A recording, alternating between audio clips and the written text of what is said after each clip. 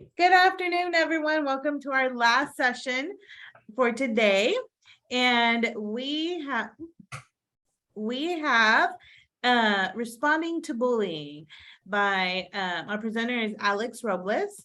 And if you didn't attend her session, was it yesterday, Alex? It was either yesterday or Tuesday. Here's a little bit about Alex. So Alex Robles is a licensed professional counselor at MHMR Concho Valley and currently works at the Education Service Center Region 15 as a non-physician mental health professional. She received her LPC in 2021. Her experience includes working individually with parents and adolescents in an outpatient setting, providing trauma-informed training and resources to Region 15 educators, as well as being a parent herself. Thank you again, Alex, for coming and presenting at our virtual parent conference. Thank you for having me. Are you able to see my screen? Yes. Okay, perfect. If you did see me yesterday, you're in for a treat because you can actually see my presentation today. Well, thank you, Monica, for that warm welcome. We'll go ahead and we'll get started. If you were with me yesterday, you might notice a little bit of overlap, but I did try and make it a little bit different. So today we're going to talk about responding to bullying. And what we're going to cover today is going to be right here. We have a little bit of an agenda. We're going to define and talk about mental health and bullying, what research will tell us about how those two kind of interact. And then we'll also discuss the prevalence discussed in the research. So how often is bullying showing up? How big of a problem is it? We'll also talk about warning signs, how to identify bullying within our children. And then we'll also learn how to respond to bullying. So we will take some time to see how we can help our kids if they are experiencing bullying. And then we'll look over a list of resources that will include my references as well. So like I said, I really want to start off by talking about what mental health is. And mental health is going to include our emotional, psychological, and social well-being. It impacts how we think, how we feel, how we act. And it's a big determinant of how we handle stress, how we're going to relate to others, make healthy choices. It's really important no matter what stage of life we're in, from childhood through adulthood, but especially in childhood, right? Like that's when we are like setting the foundation for who we're going to be, right? So definitely if there's something that's impacting our mental health as children, we want to be able to address it, which is why the topic of bullying is so important, because it's something that has the ability to impact our mental health and how we walk through life from here on out. So although the terms poor mental health and mental health illness are usually used interchangeably, I do want to note that they are different, right? A person can experience poor mental health and not be diagnosed with a mental health illness. Likewise, a person diagnosed with a mental health illness can experience periods of physical, mental, and social well-being. So they can feel well. Just because you do have a mental illness, such as depression, anxiety, doesn't mean that there aren't those times when, again, we're feeling well. And so on that note, I did want to talk about just what are your thoughts? What do you think? Do you think bullying is going to be a good thing on children's mental health? What do you think the impact is of bullying on a child's mental health? And I welcome items in the chat.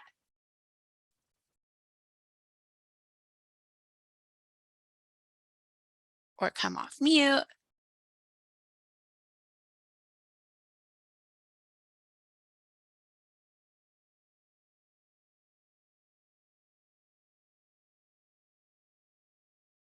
Okay, let's see. Yeah, so Tammy said causes loss of self-esteem, loss of confidence, definitely creates insecurity and anxiety. definitely.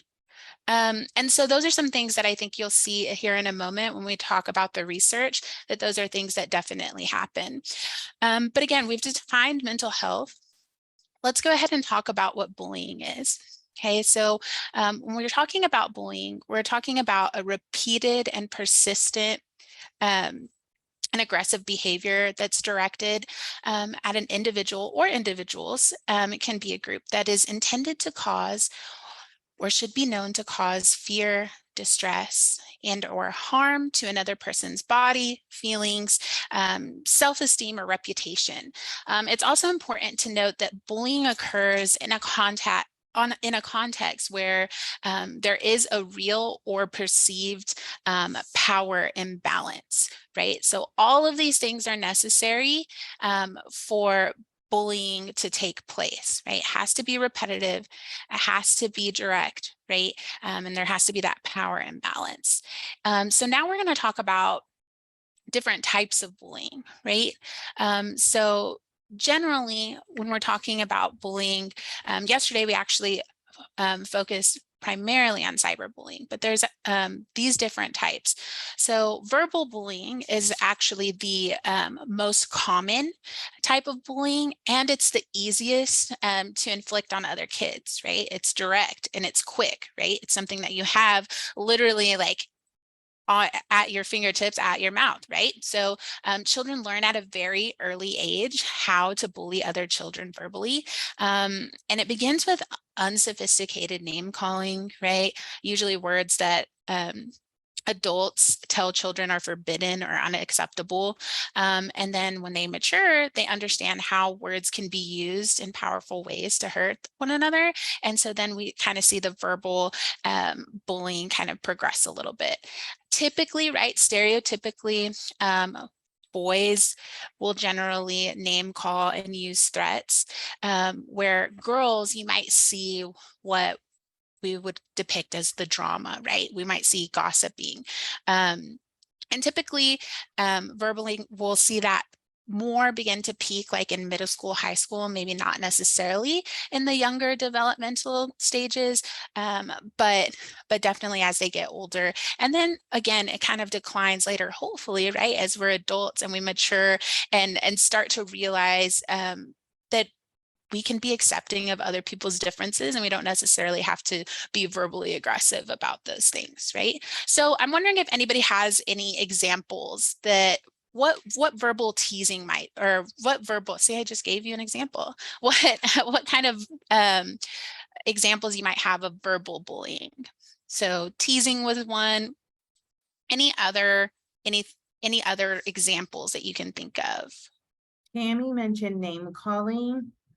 Okay, name calling, definitely. You know, I think about even, you know, this is a big pop culture thing, right? When we were talking about like the Johnny Depp Amber Heard case, right? So they talked about slander, right? So spreading false and negative information, right? That's another form of verbal bullying, right? Someone It, put, my daughter was in kindergarten and the girls are mean. They make fun of her because she has a hard time reading. oh no, I'm so sorry to hear that. And definitely, right? Like I said, this is one of the first things that kids pick up, unfortunately, because it's one of the easiest forms of bullying. But definitely, like it can be, again, making mean or demeaning jokes about someone's differences. So in that case, difference in a reading ability. And those are all examples of verbal bullying. There's also emotional and social bullying, right? So emotional bullying is actually like one of the more sophisticated types of bullying because it's calculated, right? And it's often done in groups. It can be the most difficult behavior for children to like define and recognize as bullying because they often might feel like they deserve it. They might not recognize the bullying either because it's it's not physical, right? Like you look at the picture on the right-hand side of the screen, and that's typically like when we just think about bullying as a general concept, we think about like maybe what's happening in that picture. So emotional and social bullying can be difficult, right, to identify. And it's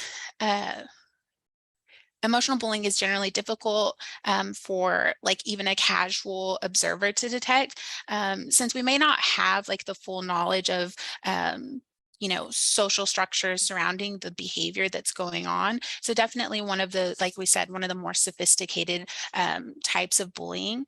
And so when you're thinking about that, just based on that description, does anyone have any examples that they might think of as social emotional bullying?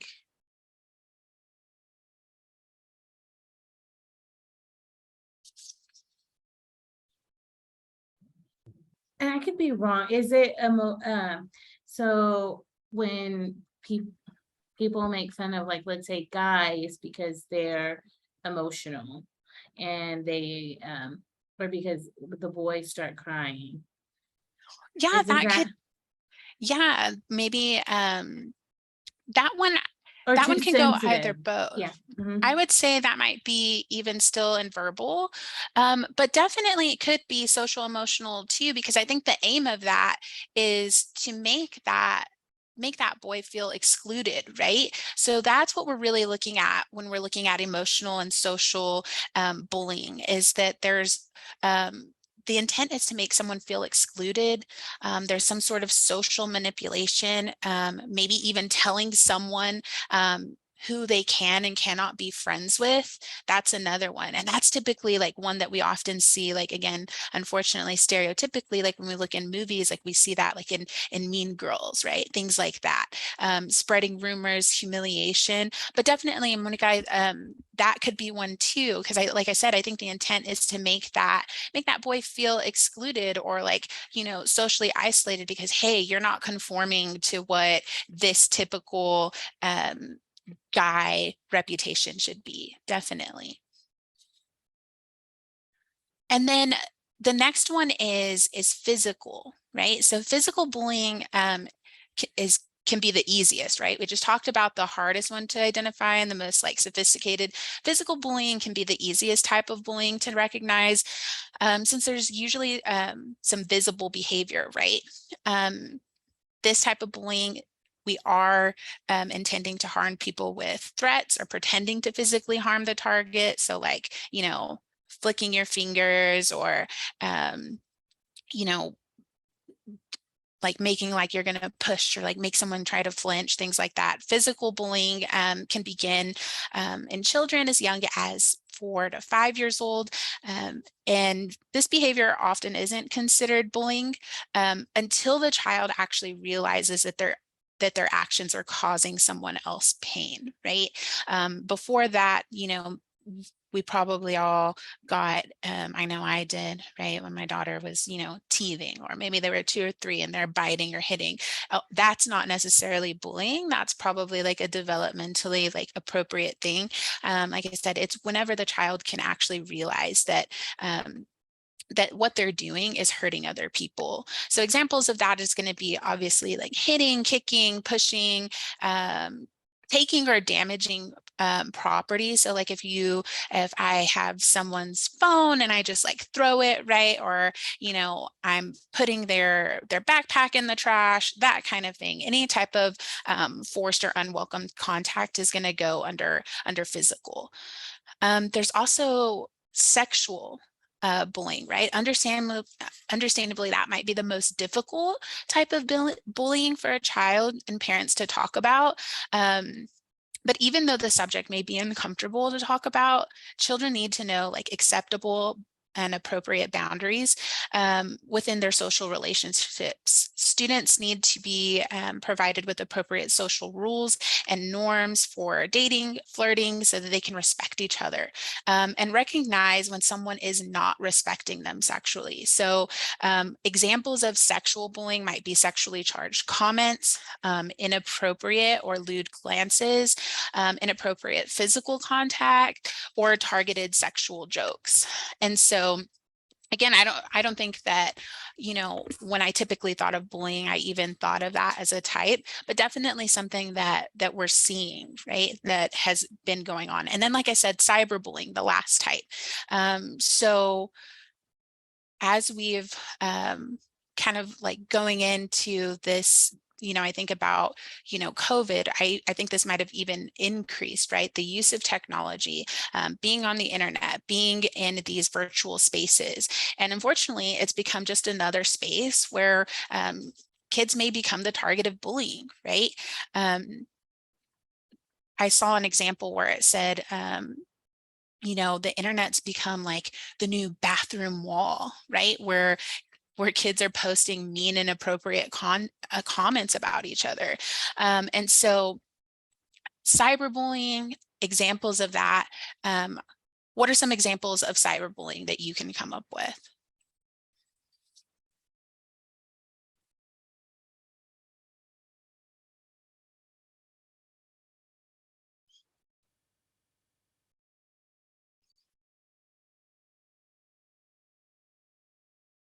Trying to see,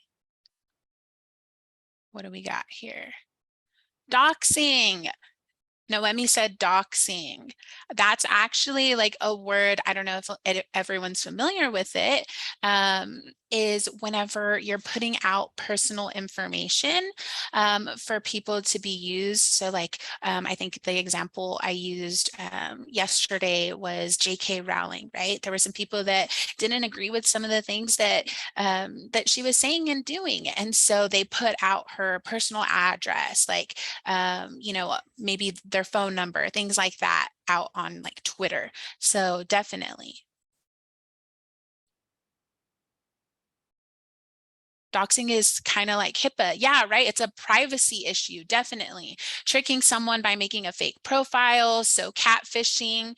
Yeah, right. There's a whole MTV show, or there was, right, about catfishing. So those are all different ways that cyberbullying can take place too. So we've talked about different types of bullying, and I do want to talk about how do we know the difference, right, between like bullying and just conflict, right? Conflict is an inevitable part of just being a person, right? Anytime you're interacting in a group environment, there's the potential for conflict, but bullying is not an inevitable thing, right? Um, in each, in each situation, a different response is required, because in conflict, right, there's a disagreement or difference of opinion, and everyone's equal, and there's kind of the opportunity that we may be able to talk things out, right? Whereas in bullying, you're going to see these other items, right? So there's going to be, like we talked about, an imbalance of power. There's going to be the intent to harm, right? The threat, whether it's implicit or explicit, of further aggression. It may worsen with repetition over time, and the distress of the child or teen being bullied often includes fear or terror. Okay. And then a lot of times you'll even see enjoyment, right? So the person that's bullying will often feel joy from their actions, right? I know I've been in conflict with friends of mine. But it wasn't intentional, right? I wasn't trying to harm them. And I definitely didn't enjoy the fact that I hurt their feelings. So that's kind of the difference between conflict and bullying. And a lot of definitions talk about intent. When we talk about bullying, they make that a requirement, is that you have to have the intent to cause harm. And while that's important, right, it's important to address intent or purpose behind a bullying behavior.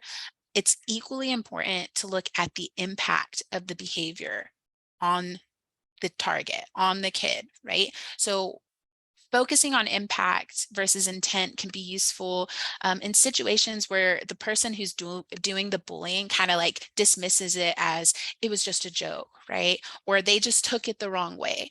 If someone is joking at someone else's expense,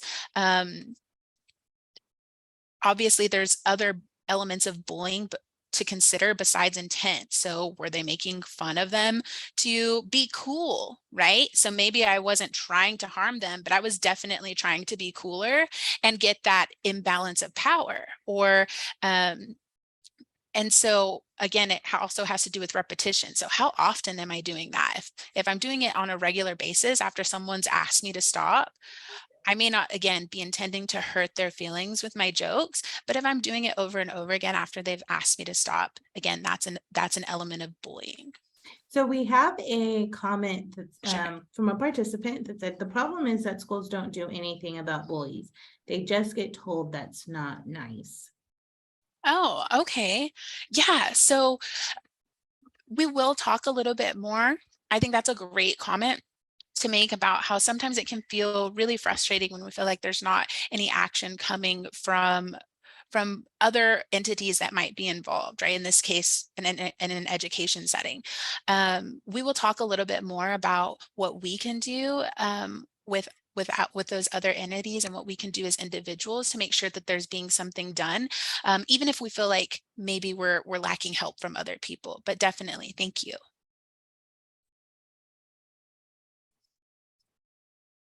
If I can change my slide. There we go. And so we've talked about what bullying is. And so now I want to talk a little bit about what research says about bullying. Okay, so all of this information is from stopbullying.gov. It's a great resource. And it is talking about how children who are bullied over time are more likely than those who are not bullied to experience depression, anxiety, low self-esteem.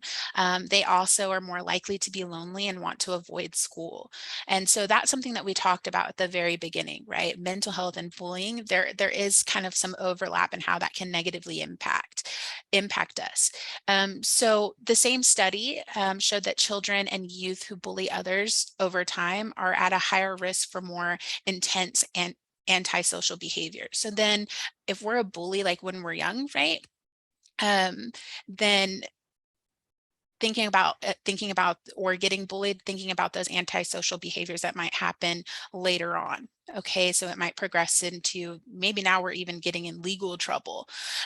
Students who witness bullying at school experienced increased anxiety and depression, regardless of whether they supported the bully or the person being bullied. So this is telling us that bullying impacts everyone, right? Not just the aggressor and not just the victim, but even those kids that are just standing by having to be a part of these really tense situations. And so I think that's a really important part of bullying to think about too, is like, again, even if we think our kids maybe aren't being bullied, they aren't and they aren't a bully, like sometimes just being around it can negatively impact them.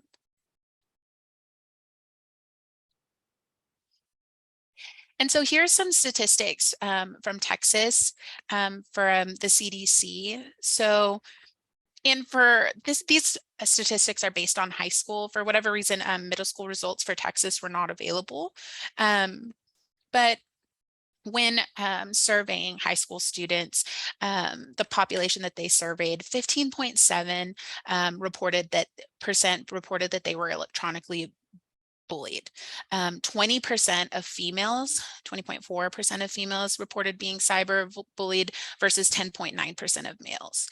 And then IRL, I love that abbreviation, in real life, right? And so again, not to say that cyberbullying is not a real form of bullying, right? But it is one where you don't necessarily need to be physically present. And so in real life, statistics, it says that 19.5% of students reported that they were bullied on school property. 23.6% of females, high school females, reported being bullied on school property versus 15.4% of males. And so I'm wondering if anyone has any thoughts on those statistics. I think that they're interesting for certain reasons, but I don't know if you have any opinions on those.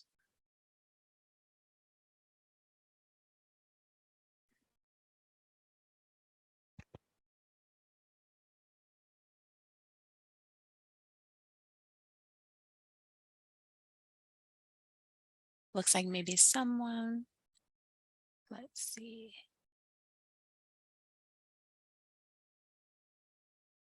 Very low. Oh, so maybe we thought that they were higher. Yeah. Okay. So people are agreeing that those are low. Those are, and so those sound like low statistics. I didn't even think about that. I think that in real life, if we look at that, if we like made it into like a fraction, that would be like 1 in 5 kids, right? Almost 20%. But I did think that it was interesting that, it looks like females reported it more, right? So it seems like females might be bullied more, but when I think about it, they might be more likely to report as well. But I did think that the gender difference was really interesting. But what I'm getting from the audience is that there's this perception that maybe there's more bullying going on than's actually being reported. And I could definitely see that as well. And then here was another thing.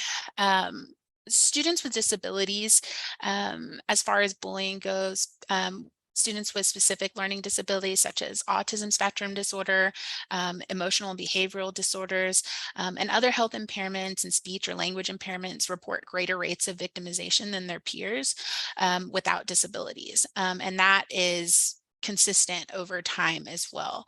And that came from Pacers National Bullying Prevention Center, which that's also a really great resource. And when I think about this statistic, honestly, this is really hurtful to me too, because again, it's hard for those kiddos that maybe are functioning without these disabilities to recognize, to report bullying. And when I think about students with disabilities, that it may be even harder for them to make these reports and get help. But definitely something to be aware of. And then I think this is a common thing that I think that now that we're talking about mental health more, suicide prevention, we have learned that, students that are victims of bullying tend to have higher rates of suicidal ideation and attempted suicides. And these are some things that kind of have been saying that they kind of go hand in hand. Again, we don't want to ever say that, bullying directly causes someone's death by suicide, but definitely acknowledging that it's a contributing factor, right?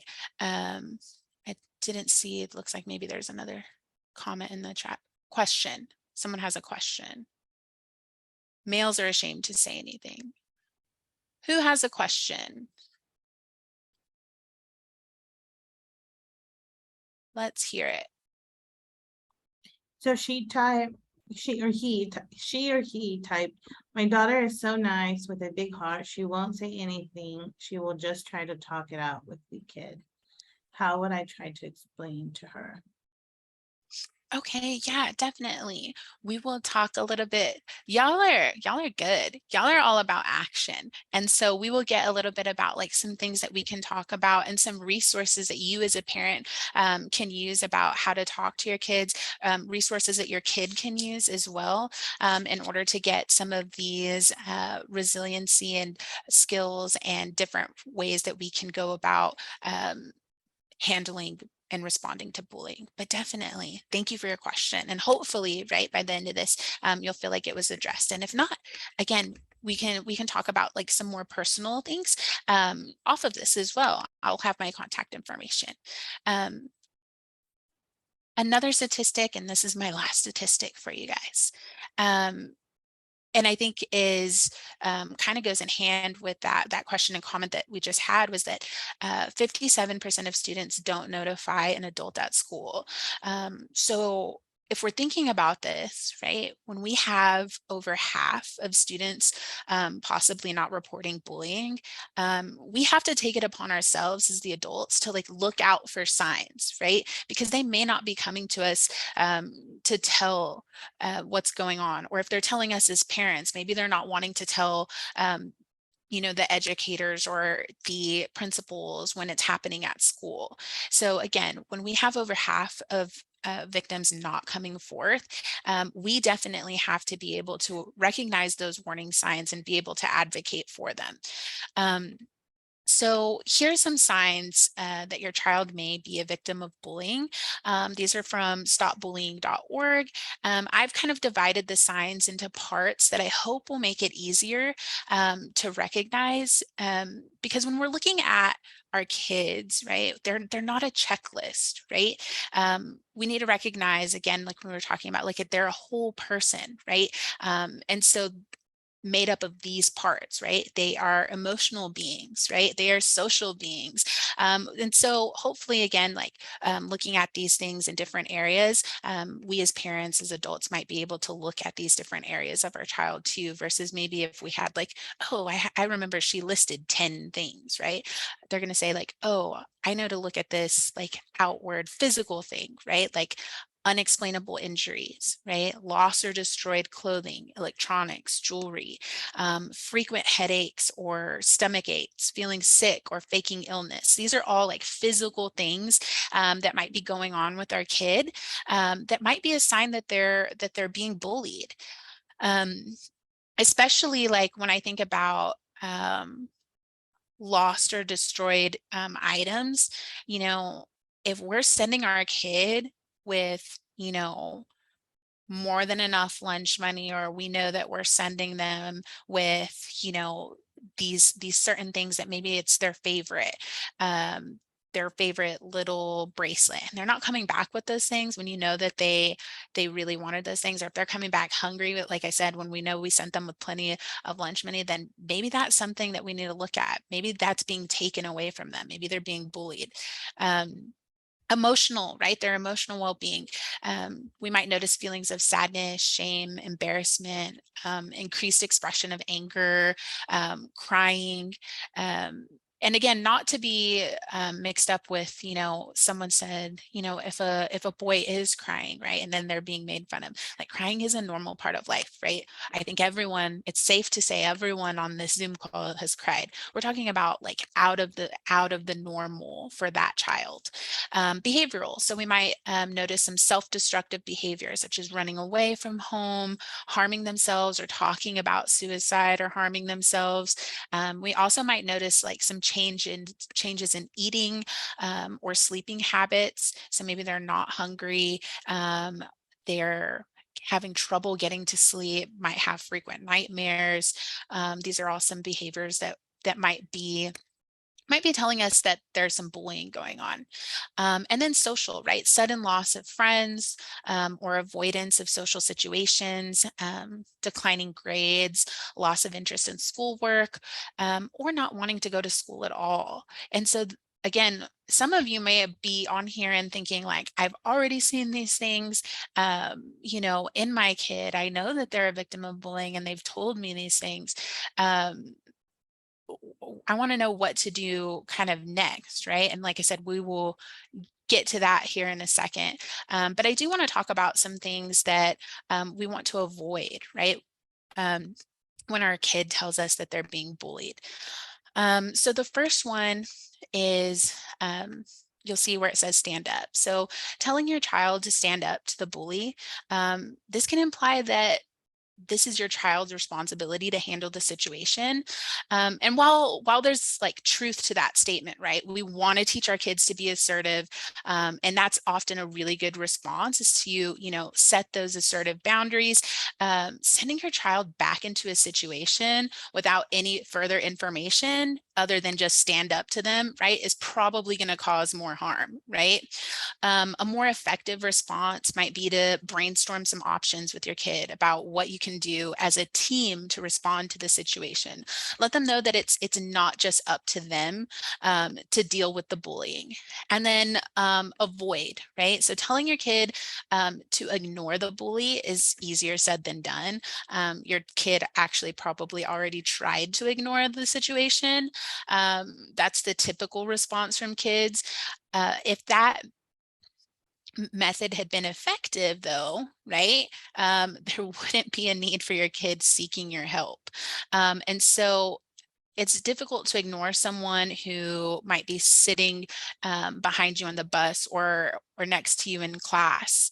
In addition, if a student who is bullying realizes that their target is like purposely ignoring them, that can actually make them want to bully them even more, right? It provides a sense of power, right?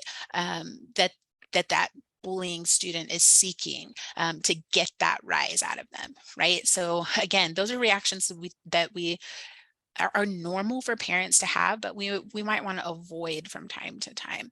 Um, let's see. Sorry, I was admitting someone. Okay, and then the next one, take up, right? So taking matters into your own hands as a parent, right? That is also a very normal gut response from parents, is to try and fix the situation, remove your kid from harm. And so, for example, a parent might call the parents of the student who is bullying or directly confront the bully. But we want to remember that when kids tell a parent about bullying, they're looking for someone to guide them to a solution, right? Something that makes them feel empowered and having them involved in that process of determining the next step. Typically, calling the other parent or directly confronting the bullying student is ineffective. And again, parents may feel better for having taken action, but these reactions can have harmful consequences. And I'm not saying that if you have done some of these things in the past that you did something really wrong, right? But we're going to talk about again some other ways that we can handle things. Did anyone have any feedback on that? I feel like I just talked for quite a bit, so I threw a lot at you. Any comments, concerns on that?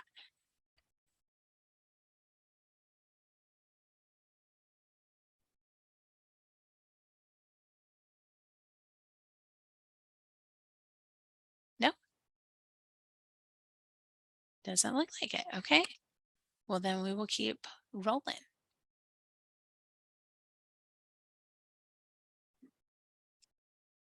So we talked about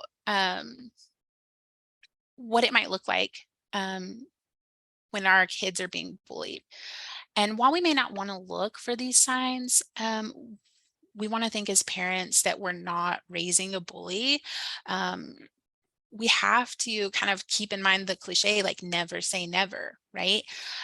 So here are some indicators that our child might be bullying. Again, physically, they might be getting into fights. They might have unexplained extra money or new belongings. Emotionally, they might be really worried about their reputation or population. Again, maybe that need for power, increased expression of anger and aggression, um, increased disciplinary action at school. They may not accept responsibility for their actions, might blame other people, and socially we might even want to look at their friends. Maybe they have friends who bully other people, or maybe they're getting into verbal arguments as well. These are all signs that we might want to look at, that might tell us that our kid is bullying someone else. Um, and then ways to react to that as well. One thing that we want to do is we want to acknowledge the issue, right? So finding out your kid is mistreating others can be very frustrating, right? And so we want to acknowledge the issue, accept the reality that our child could be engaging in behaviors that are hurting others. And rather than try and trivialize or rationalize or ignore the problem, we just want to realize that literally anyone, right, can be cruel to others, given the right circumstances. We want to communicate, right, and when we do that, we want to remain calm. And we wanted to try and discuss the issue in a level-headed manner, without demonizing or disrespecting or judging your child, right? Because again, it can be really hurtful when we find out that our kid is being a bully. But we want to remember that our kid, our son or daughter, is not the problem, right? It's their behavior that's the problem. Behavior is changeable. And then we also want to keep an open line of communication, right? Um, Many kids are bullying to get revenge for something someone else did first, right? So we want to make sure that our kids know that they can come to us to discuss issues when they're having them. We want to make sure that they also understand that we want to make sure that we also understand the root of the problem, right? Another cliche, I just said never say never. Um, I say cliche, but I think there's some truth to these things. Is like, hurt people hurt people.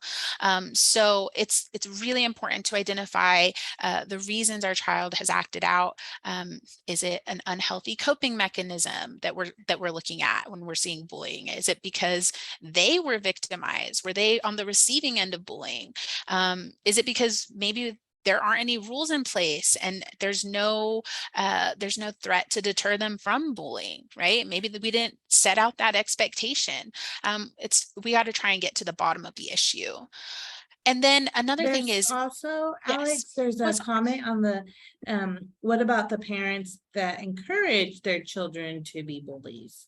yeah, There's a- definitely, because we do see that as well, right? Um, And so those are some things where we might even be looking at some resiliency building in our kids, and teaching them how to deal with difficult people. And I think that with resiliency, a lot of times we need to think about empathy as well, right? When we're thinking about our kid being the bully, right? Um, and like I said, I appreciate that comment. Obviously, like if you're on here, right? As a parent, I think the the common mindset here is that we don't want that for our children, but it is important to recognize that there might be other parents who are encouraging this type of behavior. And so again, while we can't always control other people's behavior, we can control our own.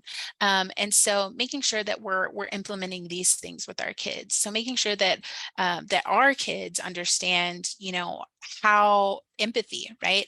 How other kids might feel. We want to explain the severity of bullying, right? And how it would feel to be on the receiving um, end of that hate or harassment, and maybe even making specific examples um, as to how your child might even hurt the most, right? And try and cultivate that empathy and compassion in kids in creative ways. But yes, definitely all of these comments are really important to you. And hopefully, like I said, I will address um, a lot of those things. Um, so we've talked a little bit about personal reactions, right? Like how we as parents might have our reactions and things that we can do.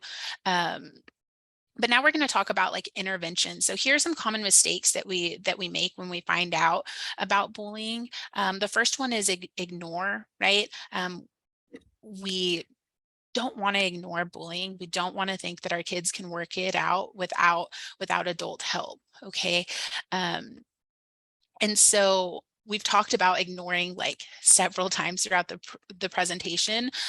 So that probably means it's really important, right? We definitely don't want to dismiss as like bullying is just kind of part of life, right? Like get over it. And I think again, by you being here today, that already says that you're not making that common mistake. The second thing that is a common mistake is questioning, right? We don't want to question those involved in front of other kids, and we want to question them separately. Force, right? We don't want to try to immediately sort out facts. We don't want to force kids to publicly say what it is that they saw or how they were involved, or have them apologize like right on the spot. When we do those things, we typically don't get the results that we desire. Um, and then so when adults respond quickly and consistently to bullying behavior, they send the message that it's not acceptable.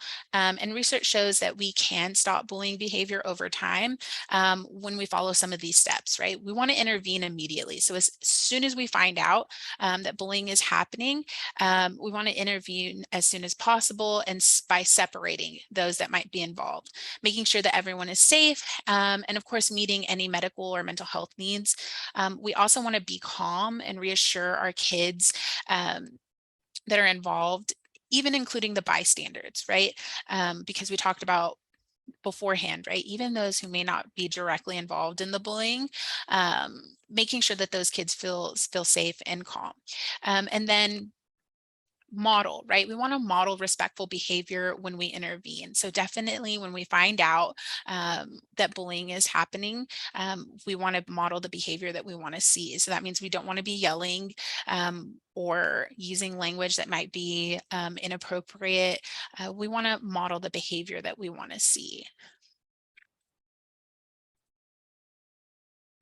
Times when we want to like get help immediately is whenever there's a weapon involved, whenever there's threats of serious physical injury, threats of hate motivated violence, such as, racism or homophobia, anytime there's serious bodily harm, sexual abuse, or if anyone is accused of an illegal act such as robbery, extortion, using force to get money, anytime any of these things is happening, we want to get help immediately.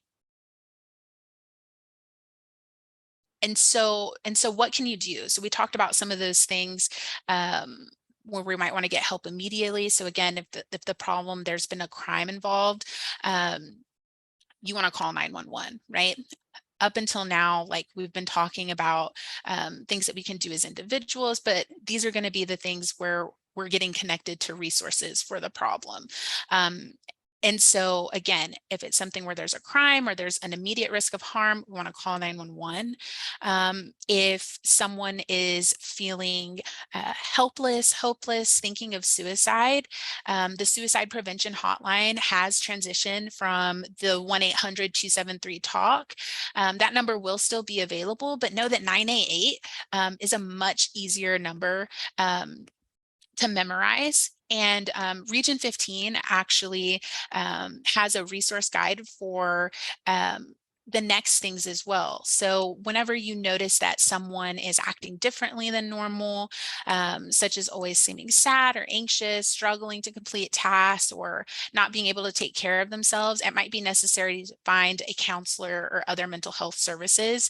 And so that's when, again, Region 15 has a resource guide that's online that includes mental health services that are available in your area, organized by county. I will provide the QR link for that resource guide at the end of this presentation, and it will also be available in the handout that you receive. And it will also have like crisis intervention information as well. So when we look at like calling 988, there's obviously other interventions besides that particular hotline. And so those will be listed in there. When a child is being bullied in school, I know we talked about that, right? When a child is being bullied at school, it's necessary to notify the school and of course follow the chain of command when wanting to report in person. So we're looking at teachers, school counselors, school principal, and then the superintendent and even the Department of Education. I don't think that, someone asked about like when there's inactivity, and knowing that we have these rights and this is kind of like who these people are and these systems are reporting to. And also know that there is an option to report bullying anonymously, right, for your child. If that's something that they're worried about at their school, there is a way to report bullying anonymously through each district. There should be an app or somewhere on their website where they can use that. If you were having trouble finding that, let me know and we will find it, because here in the state of Texas, that is required. And so here are some of the resources where I gathered some of my information, but may even have some tools that came up in the questions earlier, right? So stopbullying.org is where I got a lot of my information from for this presentation. And so they are a wealth of information. Pacers National Bullying Prevention Center. It has different resources for parents, educators, and it just has a lot of good information. There's even like action plans that you can complete with your kiddos on there. Definitely a lot of different things there. If we are looking at how to talk to our kids about mental health, I do have a link for mentalhealth.gov as well that will be in your handout, because sometimes it's really difficult to have those conversations. I know someone said, well, I don't know, I've talked to them, I don't know what else to do, right? And so this might have some ideas as well. The No Bullying app. So SAMHSA actually has an app, right, that helps your kid, right, to boost their confidence, resilience. I know I mentioned that a couple of times throughout my presentation. And so here's something that they can interact with that might help to build some of those tools that I was talking about. And then the Cyberbullying Research Center, again, a lot of information from there. And all of these websites have a lot of information for both parents and kids. So the kids can engage with those things too. And as promised, this is the QR code for the Region 15 resource guide. And so if you put your phone up to it and you scan it, it'll take you to a Google Doc that has not just mental health resources, but resources that you might need for childcare, food insecurity, anything like that that we could find in our region is listed there. If you know of something that's not on there, let me know, right? That's something that I can help to edit. And we're running out of time. Wow. And so here are my references and how you can stay in touch with me, right? So I am housed, while I work for MHMR, I am at Region 15. My email is listed there. And then we also have, of course, the Region 15 website that might have some, again, more resources if you're wanting to look at how'd you find out about this? How did you find out about this virtual conference, right? Keeping up to date with those, because that's another thing. One of the best things that we can do is keep ourselves educated. So I do want to, like I said, we have about like 5 minutes, open it up. If I didn't address something, if you want to address something with me, like maybe personally, like I said, my email is right there. My phone number is there. You're welcome to that. Were there any other questions, comments about this presentation, what I went over?